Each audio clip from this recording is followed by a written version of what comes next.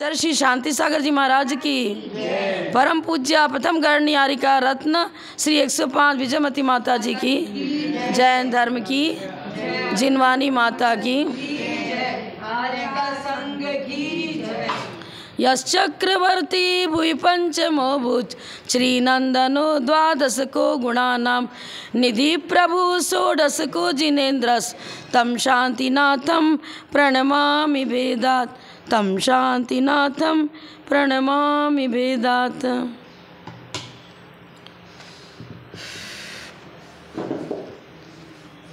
किस विषय में अपन प्रवचन कर रहे थे?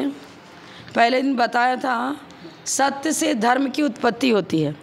सत्येन उत्पत्ते धर्म, दया दानेन वर्धते, क्षमया स्थाप्यते धर्म, क्रोध लोभात् विनश्यति। चौथा स्टांजा है क्रोध लोभात् विनश्यति। धर्म की स्थापना क्षमा से होती है और धर्म की हानि किससे होगी? क्रोध और लोभ। अब आपको क्रोध पहले और लोभ बाद में, ऐसा क्यों? आप ऐसे बोलते हो ना जब अभिषेक करते हो, विश्वादि महावीरांता, क्या अभिषेक कम कर, हाँ विश्वादि वीरांता शब्द लाते हो ना, तो वृषभ से लेकर महावीर पर्यंत यहाँ पर यही अर्थ लेना पड़ेगा। यहाँ क्रोध लोभात् विनश्यति बीच का तो उसमें आ ही गया।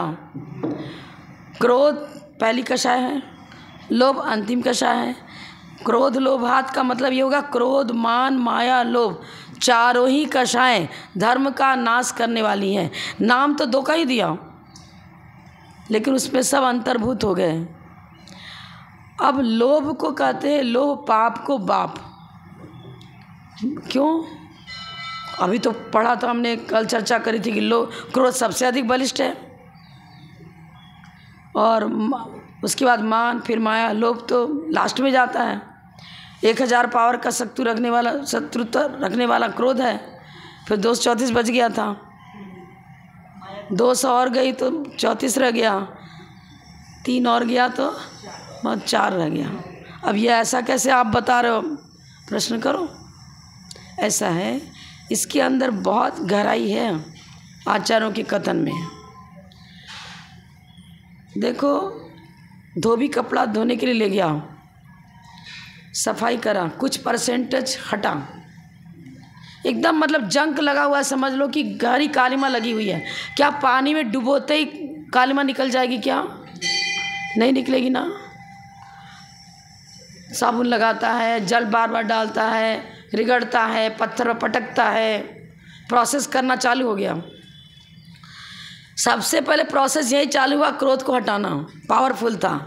पहले जो मोटी मोटी गंदगी है ना ऊपरी, वो हटेगी और रिगड़ा तो और कुछ हटेगा। अब फिर पीलापन रह जाता है हल्का, फिर क्या कहते हो, टीना पाल डालते हो, चमक आ जाती पूरी। हाँ, वो सूक्ष्म लोभ कषाय रह गई, वो हल्की लालिमा रह गई थी।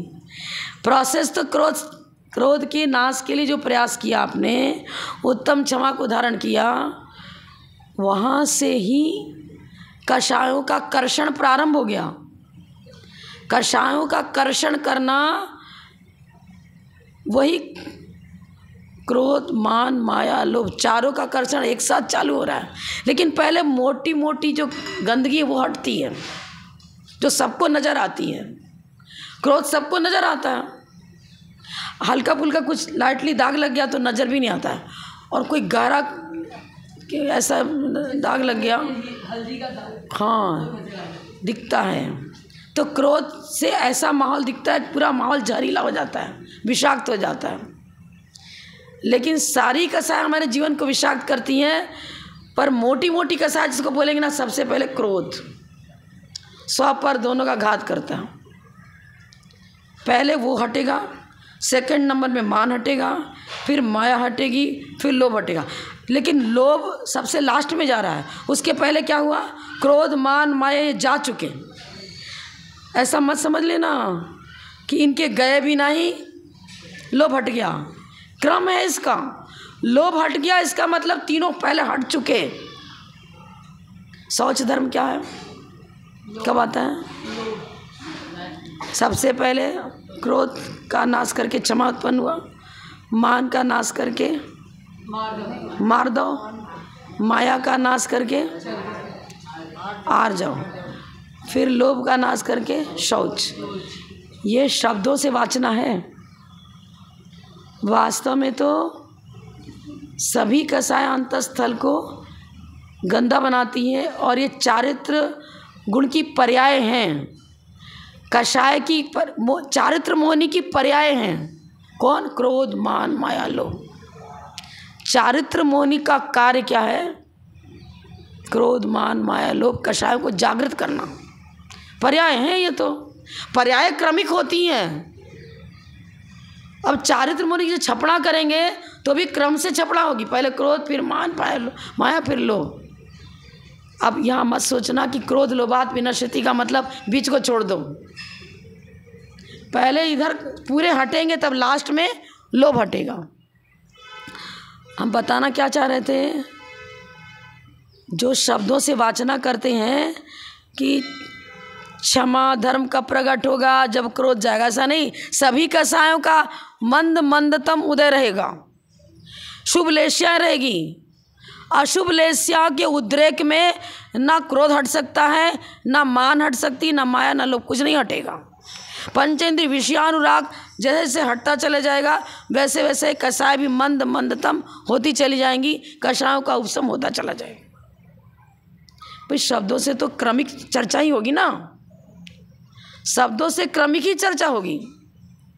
जिस समय क्रोध को हटाया उस समय सिर्फ सत्ता से हटाया क्रोध को पहले, लेकिन कृत सभी हो रहे हैं साथ साथ। उदाहरण से समझो, एक बहुत बड़ा लक्कड़ है और कुल्हाड़ी से उसको बार बार चोट लगा रहा है, हजारों बार चोट लगाया और वो दो टुकड़ा हो नहीं पाया, लेकिन लास्ट में एक बार ऐसा चोट लगा कि दो टुकड़ा उसका हो गया। तो क्या लास्ट के चोट ने उसको टुकड़े में डाला क्या? बस यही बात है। ये नहीं कि अब क्रोध, उत्तम क्षमा से क्रोध ही जाएगा, अरे उत्तम क्षमा से सभी जाएंगे। साम्य भाव है, समता भाव है। और साम्य भाव किसे कहेंगे? अंतर्मुख प्रवृत्ति। जब अंतर्मुख प्रवृत्ति होगी सभी कषायों का वेग मंदतम होता चला जाएगा। अंतर्मुख प्रवृत्ति का मतलब आत्मा के अंदर जो आत्मिक गुण है, रत्नत्रय के प्रति लगाव, संयम के प्रति लगाव, त्याग, वैराग, संयम के प्रति हमारा जब जुड़ाव होता है, धर्मानुराग जागृत होता है।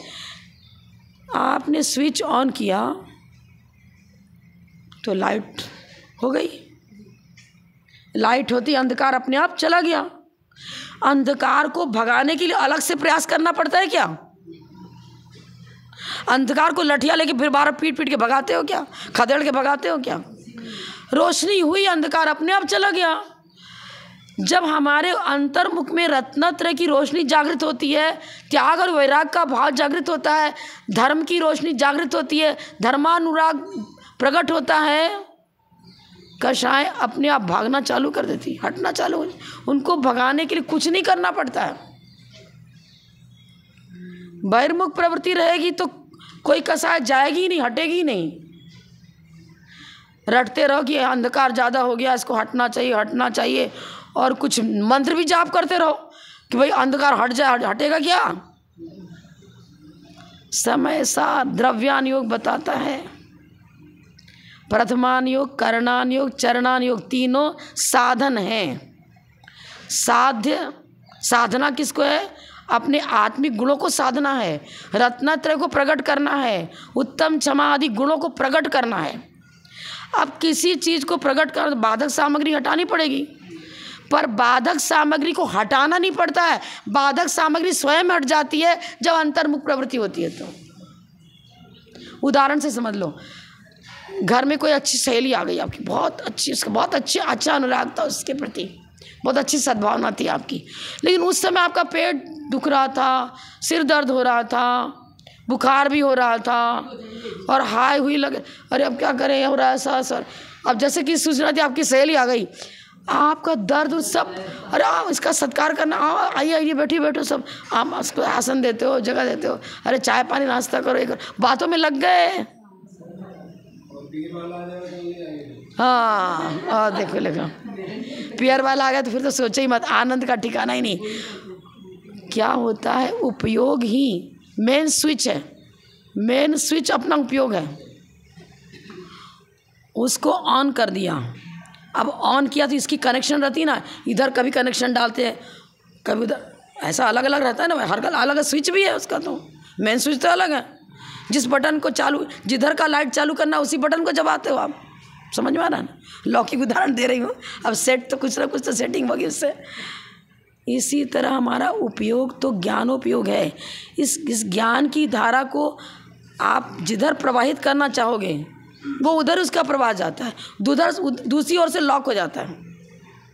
न्याय ग्रंथों में क्या बताया है, इंद्रियां 5 हैं, पर पांचों इंद्रियों की अर्थ क्रिया, उनका वर्क एक साथ नहीं होगा। देखने की शक्ति है आँख में, कान के में सुनने की शक्ति है, जीवा में रसना इंद्रिय चखने की शक्ति है, स्पर्शन इंद्रिय में ठंडा गर्म जाने की शक्ति सब मौजूद है। लेकिन आपने मुख में पापड़ डाला, यही न्याय ग्रंथ में यही उदाहरण नहीं दिया, मैं आचार्यों का उदाहरण नहीं दे रही हूँ। पापड़ मुख में डाला, कोई पूछता है इसमें नमक कितना बताना, अब आपका उपयोग सिर्फ नमक चखने की ओर लगा है, हाँ ठीक है या कुछ कम है बता दिया। और ग्रंथकार क्या करें, आपने मुख में पापड़ डाला, कुड़कुड़ आवाज़, जब कुड़कुड़ आवाज़ सुनाई की तरफ उपयोग किया तो स्वाद नहीं आएगा, जिस समय स्वाद आ रहा है उस समय आवाज़ की ओर उपयोग नहीं जाएगा, आवाज़ सुनाई नहीं पड़ेगी। मोबाइल से बात कर रहे हो, आपका उपयोग तो उसको सुनने में लगा है, बीच में कोई आकर के अपनी बात कह गया तो आपका उपयोग तो जिससे बात कर रहे हो उसकी बात को सुनने में लगा था। तीसरा कोई व्यक्ति आ गया, क्या हुआ, नहीं सुनाई पड़ा, इंगेज आपका मन उधर है ना, उपयोग उधर, जिधर उपयोग केंद्रित होता है उधर ही इंद्रियां सक्रिय होती हैं। हमारा उपयोग जिधर केंद्रित होता है, जिधर प्रवाहित होता है, उधर की बात को ही हम एक्सेप्ट कर पाते हैं। इधर उधर की इंद्रियां उस समय तत्काल लॉक हो जाती, काम नहीं करती। कोई गणित सॉल्व कर रहे थे, गर्मी बहुत तेज़ थी, जब आप बैठे थे तब तो एसी भी चल रही थी, पंखा भी चल रहा था, सब बराबर सही था, व्यवस्थित था। अचानक लाइट चली गई, लेकिन आपका गणित बराबर चालू था और उसको सॉल्व करने लगे थे, कुछ भी मालूम ही नहीं पड़ा कि कब एसी चली गई। अब जब पूरा सॉल्व हो गया गणित, अरे लाइट कब चली गई भाई, गर्मी बहुत तेज़ है, इन्वर्टर चालू करो। क्या, क्यों, लाइट तो आधा घंटा पहले चली गई थी, पर अनुभूति नहीं हुई। मैं क्या कहना चाह रही हूँ, कसायों को भगाने के तरफ उपयोग डालोगे तो कसाय नहीं भगेंगी। अंधकार को भगाने का प्रयत्न नहीं किया था, लाइट जलाई गई थी, अंधकार अपने आप चला गया। अंतर्मुख प्रवृत्ति का मतलब धर्मानुराग, उत्तम, क्षमा, मार्दव, आदर, ये जैसे गुण प्रकट होते हैं ये कसाएं अपने आप चली जाती हैं। षोडश कारण भावनाओं की चर्चा में आचार्य लिखते हैं, दर्शन विशुद्धि भावना में सभी भावनाएं सम्मिलित हैं, गर्भित हैं, पर इनलार्ज करने के लिए अलग अलग चर्चा करनी पड़ती है। इसी प्रकार वीतराग परिणति में ना क्रोध है, ना मान है, ना माया है, ना लोभ है। वीतराग परिणति में चारित्र मुनि के उदय का अभाव, जब चारित्र मुनि के उदय का अभाव, दशम मुनि अपने आप चला गया, पहले गया वो तो। मोहिनी कर्म का अभाव ही तो वीतराग परिणति है। भगवान को वीतरागी कहते हैं, विद्वेषी क्यों नहीं कहते? प्रश्न, वीतरागी क्यों कहते, विद्वेषी क्यों नहीं कहते? बताओ, कोई उत्तर है क्या आपके पास? अरे कुछ भी तो बताओ, डरते क्यों? आता है तो बताओ।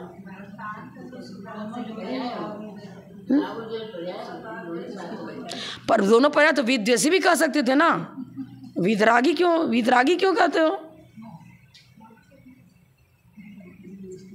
किसी से द्वेष तब होता है जब वो मेरी बात नहीं मानता है। कोई वस्तु के प्रति अनुराग है और वो जिसको चाहते हो वस्तु लाकर आपके पास नहीं दी गई, आपने कहा था देखो हम तुमसे कहा था ना आज शक्कर लाके देनी, क्यों नहीं लाके दिया? उस व्यक्ति के प्रति, अरे कैसा आदमी है, बहुत बुरा है, समय पर चीज लाके नहीं देता, क्यों उसको बुरा कहना चालू कर दिया? आपकी इच्छा पूरी नहीं हुई। राग ही द्वेष को जन्म देता है।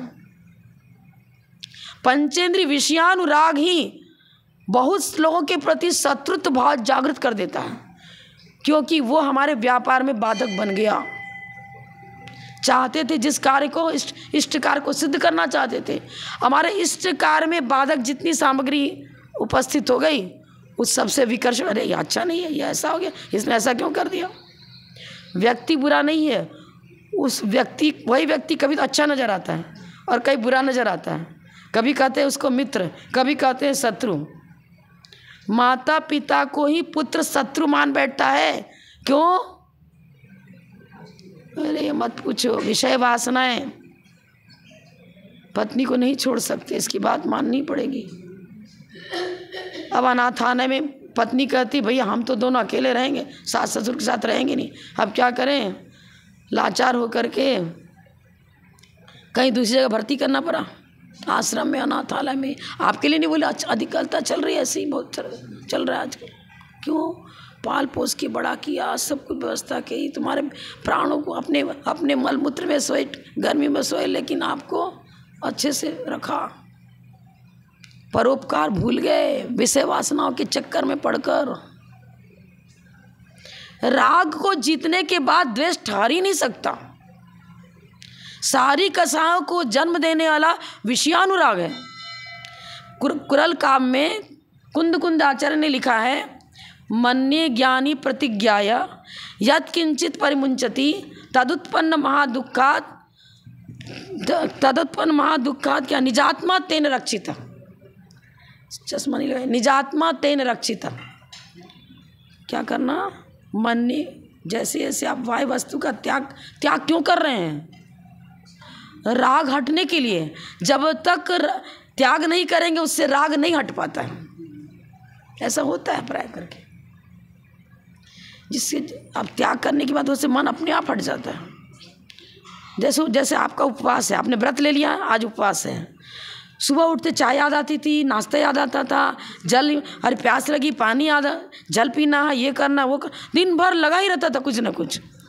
व्रत है तो उधर उपयोग भी नहीं जाता, ना प्यास का अनुभव होता है, ना भूख का अनुभव होता है। क्यों भाई? राग हट गया उससे। त्याग करने के बाद उससे राग हट गया, इसलिए वस्तु भी याद नहीं आती। और कोई जबरदस्ती देना भी चाहे तो खाना नहीं। किस दिन नमक का त्याग है, मान लो प्रतिदिन तो नमक तो चाहिए ही चाहिए। अरे क्या बिना नमक की सब्जी बना दी, कैसी बनाई तुमने, बनाने नहीं आता है क्या तुम्हें? तुरंत रसोई के प्रति आवेश जागृत हो जाता है और अच्छा नहीं लग रहा, हमें तो खाना ही नहीं है, तुम सब्जी अच्छी बनाते ही नहीं। और यदि त्याग है किसी दिन,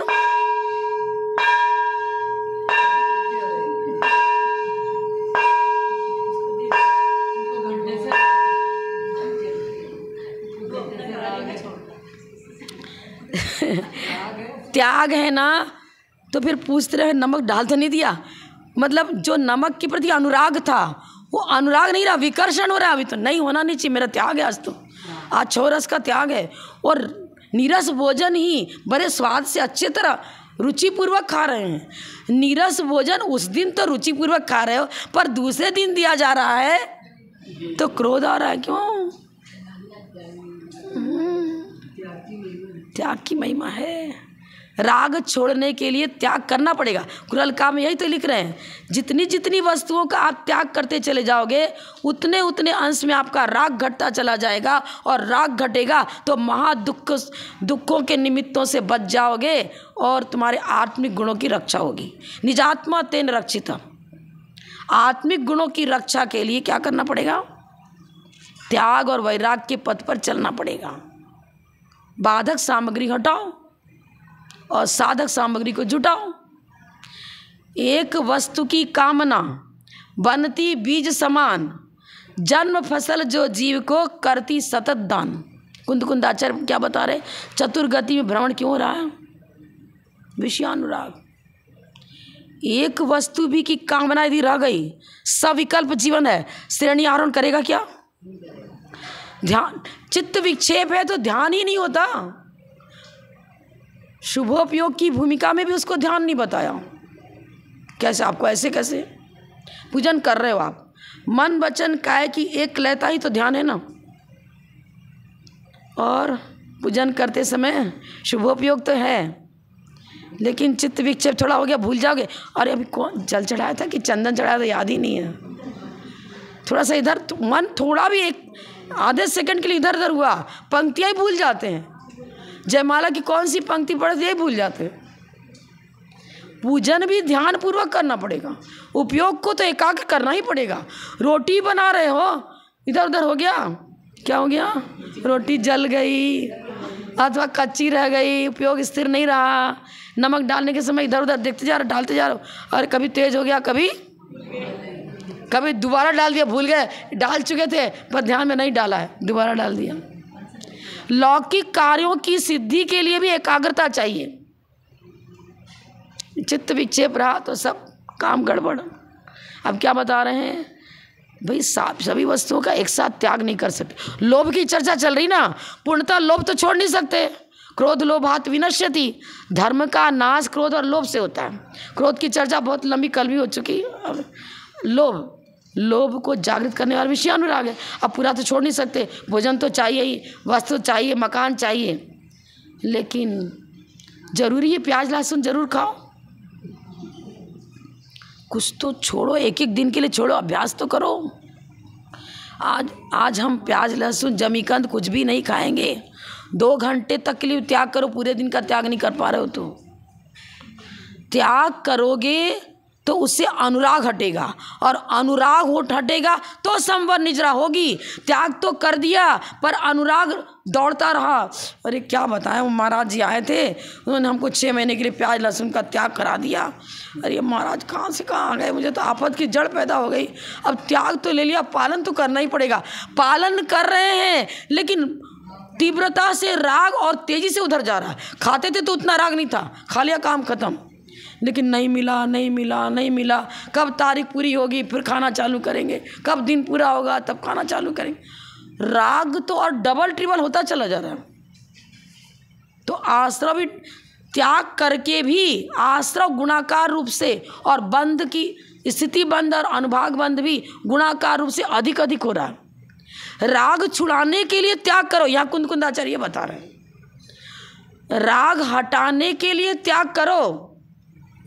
गुस्से में त्याग कर दिया, आज आपने मेरा अपमान किया ना, आज मम्मी हम तो यहाँ खाना खाएंगे ही नहीं, जा दूसरी जगह खा ले, तुमने क्यों डांट दिया इतनी जोर से, नहीं खाएंगे।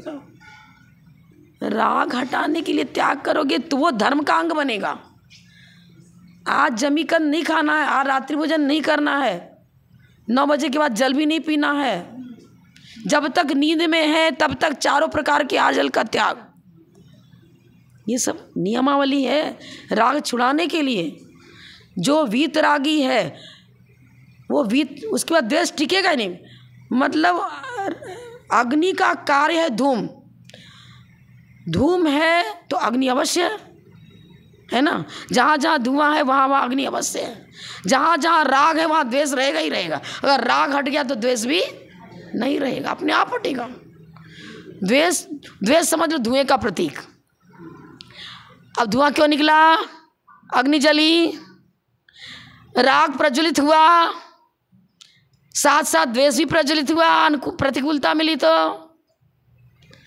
राग ही अनुकूलता प्रतिकूलता दोनों पर्यायों को जन्म देने वाला राग है। लोभ पाप को बाप इसलिए बताते, राग ही चतुर्गति संसार को जन्म देता है। एक वस्तु की कामना भी है, प्रशस्त राग भी रह गया तो भी अरहंत अवस्था प्राप्त नहीं होती। बाहुबली भगवान 1 वर्ष तक उनका जीवन पढ़ो, भगवान मतलब मुनि अवस्था में आहार पानी छोड़ करके 1 वर्ष तक कठोर तप किया। बेलें चढ़ गई, सर्प ने अपना निवास स्थान बना लिया उनके बॉडी पर, घास बेल निकल उसमें सर्प भी घुस के रहने लग गया। प्रशस्त राग था भाई के प्रति। कुछ लोग कहते हैं कि भरत की भूमि में खड़े हैं, गलत बात है। इतना तत्व ज्ञान उनको नहीं किया कि भूमि किसकी होती किसकी हो या नहीं। भूमि किसी की हुई क्या, जो मरने के बाद सभी जानते, हम भी जानते हैं। वो बाहुबली ऐसा चिंतन करेंगे क्या, कोई नहीं, वो नहीं था। अहंकार ममकार होता तो भरत को निकालते कि मैं जीता मैं हूँ, राज्य मेरा रहेगा तेरा नहीं रहेगा। फिर तो वो तो वीतरागी मुनि दीक्षा लेकर के वीतराग पढ़ती चल रही है, लेकिन प्रशस्त राग डुबो रहा है। मैंने बड़े भाई का अपमान क्यों किया, पहले ही दीक्षित हो जाता। चक्रवर्ती का मैंने अपमान कर दिया, अपने बड़े भाई का। ये मेरे बड़ा भाई पिता तुल्य होता है और उसको मैंने उठा के ऐसे जा करके पटक दिया, कर दिया, अपमान किया ना, हाथ में उठा लिया, हथेली में पटक दिया। मल्ल युद्ध में भी जीत लिया, हाँ, और नेत्र दृष्टि युद्ध में भी जीत लिया, सब में जीत लिया। मैंने ऐसा करना नहीं चाहिए था, मुझे उचित नहीं था। पश्चाताप की भावना का जो विकल्प है ना, वो विकल्प उनको श्रेणी आरोहण नहीं करने दे रहा। इसी तरह गुरु का अनुराग जब तक रहेगा, क्या होगा? शुद्धोपयोग की भूमिका में नहीं पहुंचोगे। जब तक शुभोपयोग की भूमिका में है, तब तक गुरु का अनुराग अमृत का काम करेगा। ये समय सार में लिखा, आपने पढ़ा होगा, नहीं पढ़ा पता नहीं। यही शुभोपयोग अमृत तुल्य भी है और यही विष तुल्य भी है। अब मेरा प्रतिक्रमण का टाइम हो गया, अब स्वाध्याय का टाइम हो गया, अब प्रतिक्रमण का टाइम हो गया। ऐसा सोचते रहेंगे मुनिराज तो छपक श्रेणी चढ़ पाएंगे क्या? चढ़ पाएंगे।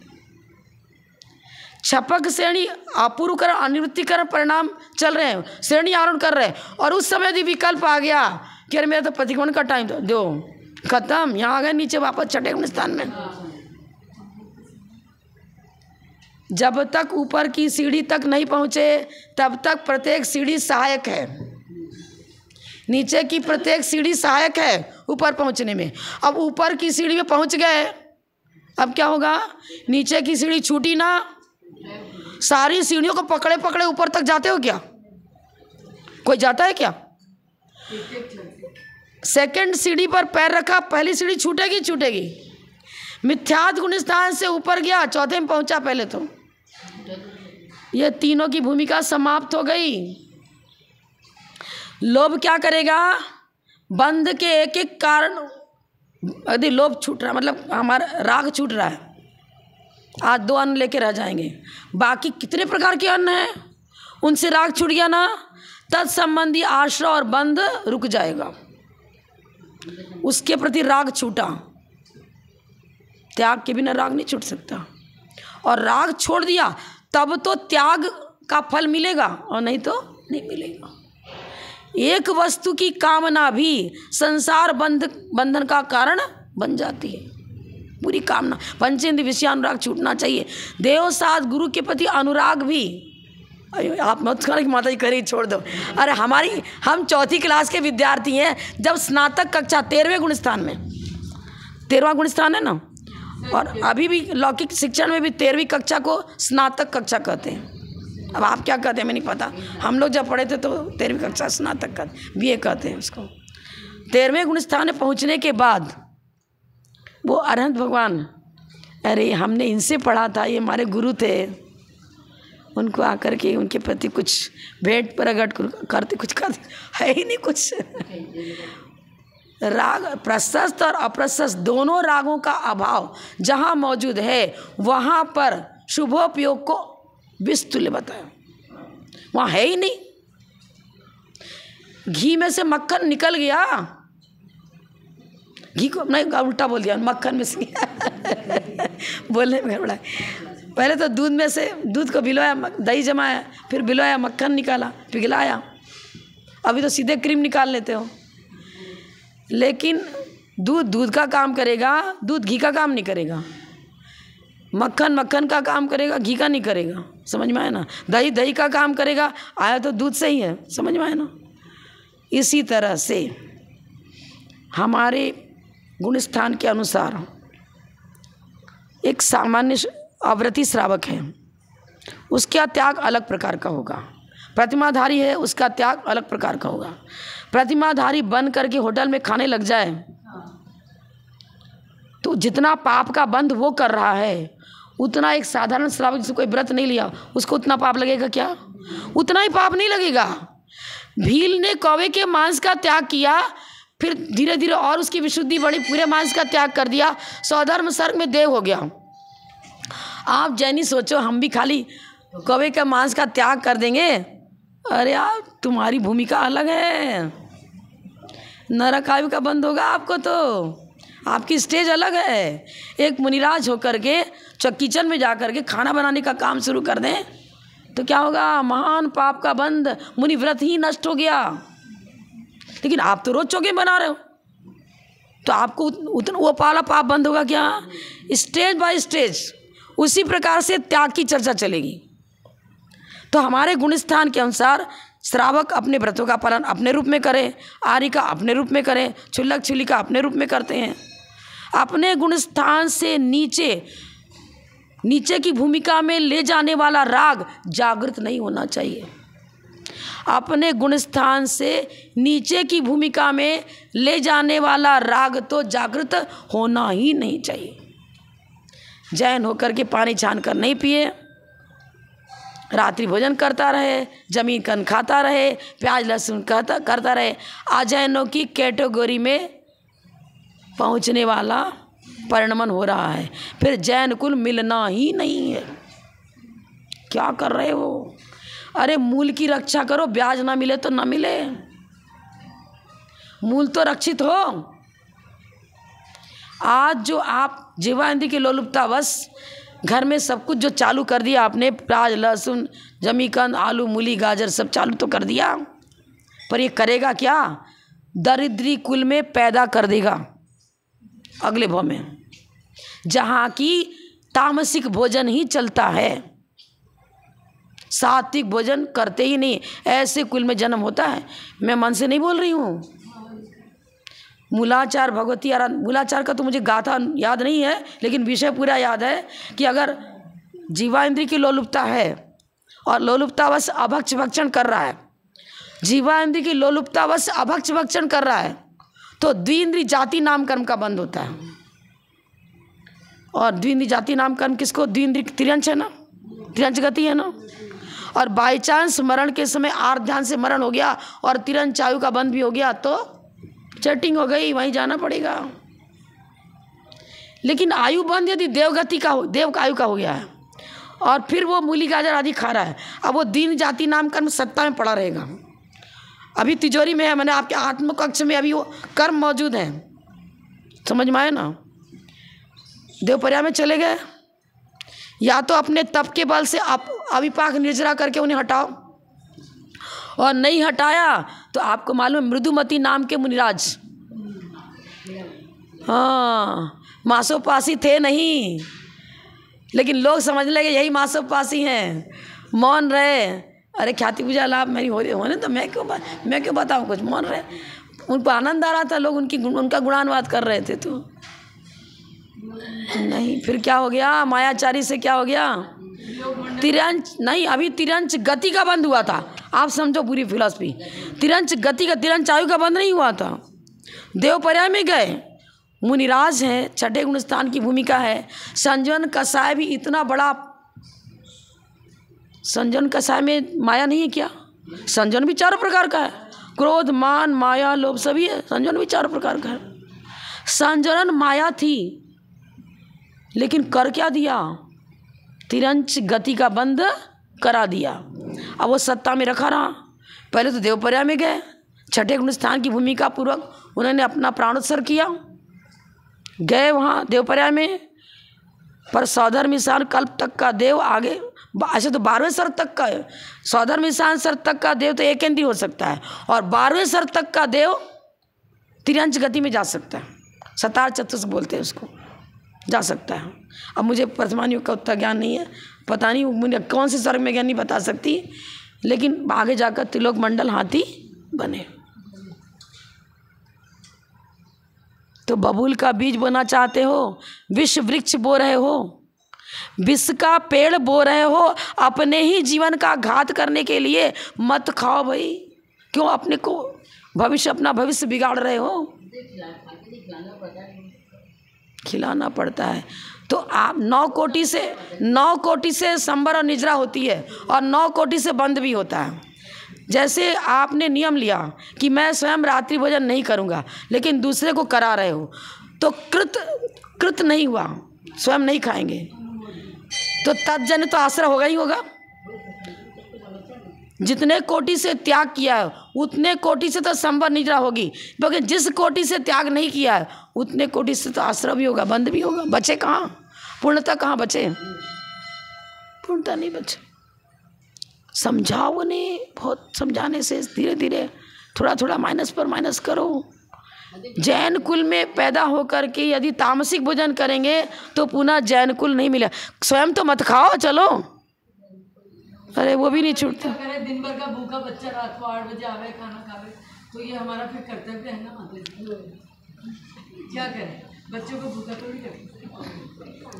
ये आपकी परिभाषा श्रावक की दृष्टि से आप जानो, पर साधु तो आपके प्रश्न का उत्तर हम साधु नहीं दे सकते। आप हम उत्तर नहीं दे सकते। कुछ उत्तर दे तो हमारे लिए गड्ढा खाई तैयार हो जाए, अनुमोदना का पाप लग जाए। अब आपकी परिस्थिति के अनुसार आप जानो, लेकिन जैसे जैसे कसायों की तीव्रता और मंदता होती है उसके अनुसार बंध भी, अनुभाग शक्ति भी क्षीण होती है। ये लाचारी में करना पड़ रहा है, उसमें अनुभाग और स्थिति बंध कम पड़ेगा, और एक जानबूझ करके कर रहे हैं तो उसमें स्थिति और अनुभाग अधिक पड़ता है। एक खिलाना पड़ रहा है, एक आनंद से खा ही रहे हैं, उसमें आनंद भी ले रहे हैं। एक रौद्र ध्यान और एक आर्द्र ध्यान, दोनों में अंतर। रौद्र ध्यान हिंसा आनंद रौद्र ध्यान।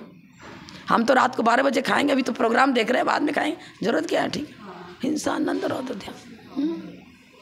एक खिलाना पड़ रहा है, खिलाना चाहते नहीं है, लेकिन घर की परिस्थिति ऐसी है, बेटा की ऐसी स्थिति है कुछ, तो आप जानो, इसका उत्तर मैं नहीं दूंगी, आप जानो। अब कसायों की तीव्रता तो वहाँ है नहीं, लेकिन लेश्याओं में भी तीव्रता मंदता होती है ना। अब आपकी लेश्या शुभ है तो पश्चाताप की भावना होगी, और पश्चाताप की भावना ही भी नहीं है, आराम से गरम बना रहे, गरम खिला रहे, कोई अंदर में दुख भी नहीं हो रहा है कि मुझे क्या करा, कब ऐसा समय आएगा जब मुझे रात्रि भोजन न करना पड़े, न कराना पड़े। ये चिंतन चल रहा है, तब तो साथ साथ संभव निद्रा भी हो रही है, और बिना चिंतन के फटाफट काम कर दे रहे हो, बना रहे हो आराम से। स्नान तो करना है, लेकिन बैठ गए कहाँ? फब्बारे, क्या बोलते उसको, झरना टाइप रहता। हाँ हाँ, और क्या खूब आराम से साबुन लगा रहे, आनंद से आप घंटे भर, अच्छा बहुत आनंद आ रहा है बैठे। अरे 1 लोटा पानी से भी स्नान होता है, 5 लोटा से 1 बाल्टी से भी स्नान होता है। अनर्थ दंड व्रत वाला जो पाप, वो हिंसा आनंद रौद्र ध्यान में आएगा। 1 बाल्टी में पानी निकाल लो छान करके, फिर बाद में साबुन पाबुन जो भी लगाते आप लगाते रहो, फिर डाला तो कम से कम लिमिटेड जल तो जा रहा है ना, अनर्थ दंड तो नहीं हो रहा है। पंखा चलाया और उठ के चल दिए, हाँ, चलाने बैठने के समय तो चला के बैठे थे, पर जाने के समय चल दिए, अनर्थ दंड। श्रावक कम से कम अनर्थ दंड पाप से तो बचे। 9:30 चुका, क्या बताऊँ। लोभ पाप को बाप बगा नहीं सी। लोभ में मतलब लोभांत सभी कसाय सम्मिलित हैं, ऐसा 10 लक्षण पर में लिखा है। हुकमचंद भारी का नाम सुना होगा आपने? हाँ, भले ही सोनगढ़ आमनाय को कुछ भी हो, लेकिन ज्ञान बहुत अच्छा है उनका। और मैं तो सोनगढ़ आमनाय हो, यदि कुंद कुंद की वाणी है तो मैं कुंद कुंद की वाणी कोई भी सुनाऊँ, सब सुनने लायक है, समझने लायक है, चिंतनीय है। उन्होंने लिखा लोभ कसाय का अभाव मतलब लोभांत सभी कसायों का अभाव। साइंटिफिक है पूरा। लोभ को छोड़ने का मतलब सिर्फ लोभ को छोड़ने की चर्चा नहीं है, लोभांत, लोभ पर्यंत सभी कसायों का अभाव। तो लोभ पाप को बाप बगानो ठीक ही है। सारे दुर्गुण निकल चुके, पूरा प्यूरिफाइड जीवन हो गया, निर्मल हो गया, कचरा है ही नहीं, नीचे जमा भी नहीं है, हट ही गया पूरा। लोभ पाप को बाप बगानो। जब तक लोभ रहेगा तब तक कसाय जीवित रहती हैं। लोभ का असर होने पर कोई भी कसाय जीवित नहीं रहती। इसीलिए धर्म का नाश किससे होता है? क्रोध लोभात विनश्यति। क्रोध से लेकर लोभ पर्यंत सभी कसायों का जब पूर्णतः अभाव होगा तब धर्म की गंगा अंतस्थल में प्रवाहित होती है और हमारा जीवन आत्यंतिक सुख को प्राप्त करता है, स्थायी सुख की ओर हम बढ़ पाते हैं। इतना ही कहकर मैं विराम लेती हूँ। जब बोलो परम पूज्या प्रथम गणनी आरिका रत्न श्री 105 विजयमती माता जी की जय। जय माता की